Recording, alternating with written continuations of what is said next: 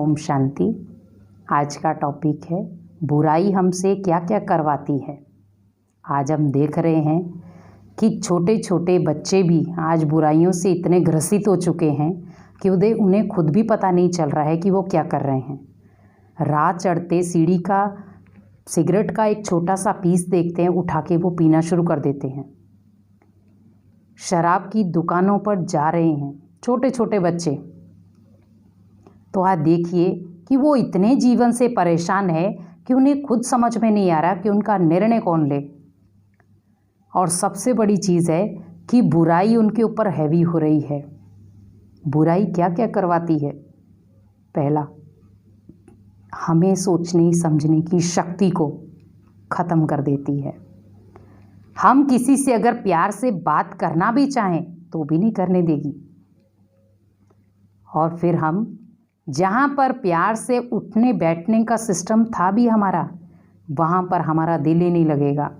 कोई प्यार से बातचीत करने भी आपके पास आएगा, आप वहाँ से उठ के चले जाएंगे, क्योंकि बुराइयों ने आपके जीवन में दस्तक दे दी है। तो आपकी अच्छाइयाँ उसका कुछ भी नहीं सुधार पाएंगी। इसीलिए बुराइयों को जीवन में इतना हैवी ना होने दें कि जो बाद में आपको पछताना पड़े।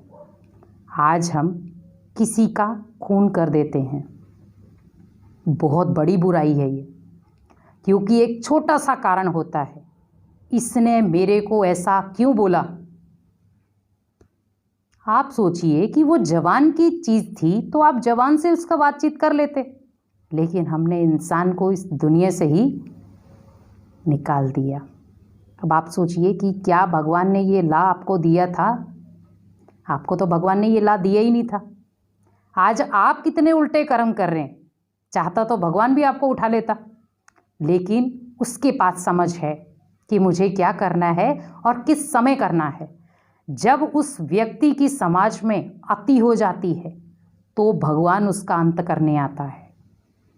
इसीलिए कहते हैं अति का भी अंत। जब पाप का घड़ा भर जाता है तो अंत में आके वो फटता ही है। इसीलिए हमें उस घड़े को बार बार देखने की ज़रूरत नहीं है। आज इंसान बुराइयों के कारण घर पे माता पिता, भले वो बुजुर्ग हैं, उनका मान सम्मान करना भूल गया है। आज भाई भाई के रिश्ते में इतनी कड़वाहट है कि भाई अगर बहुत बड़े जॉब पे है या भाई के पास घर पे कोई ऐसा साधन है, तो वहाँ बहन क्या उस समय उसका रिएक्शन होता है।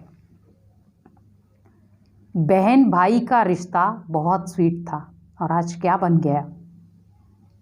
आज रिश्तों के भी सौदे होना शुरू हो गए।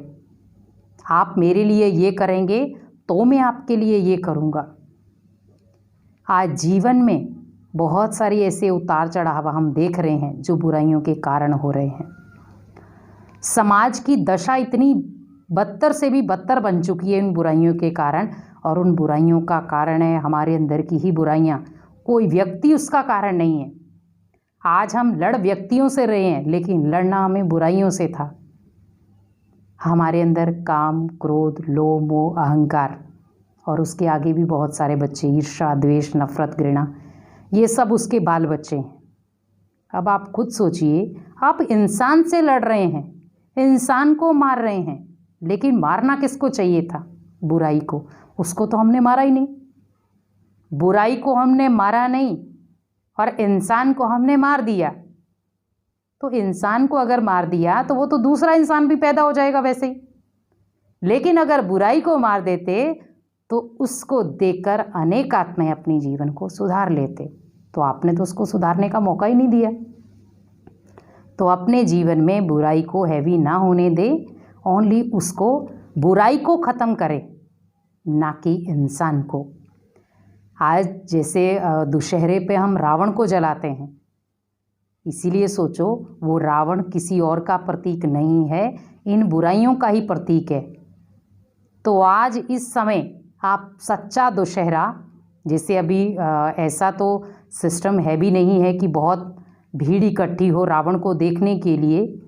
अब आप ओनली अपने से मन से संकल्प लें कि हाँ, इस बार हम घर पे बैठे ही अपने अंदर की बुराइयों को जलाएंगे, वही सच्चा रावण दहन होगा। हम एक रावण को जलाने जाते थे, आज घर घर में रावण बैठा है, आज उसी रावण को हमें जलाना है। तो देखो आपका घर कैसा अयोध्या नगरी बन जाता है, और जहाँ पर स्वयं भगवान निवास करते हैं। तो इसीलिए मुझे क्या बनाना है अभी? शोक वाटिका नहीं, अशोक वाटिका लानी है, जहाँ पर सुख, चैन, आनंद, प्रेम से सब लीलाएं करें। तो इसीलिए अपनी बुराइयों से लड़ो, ना कि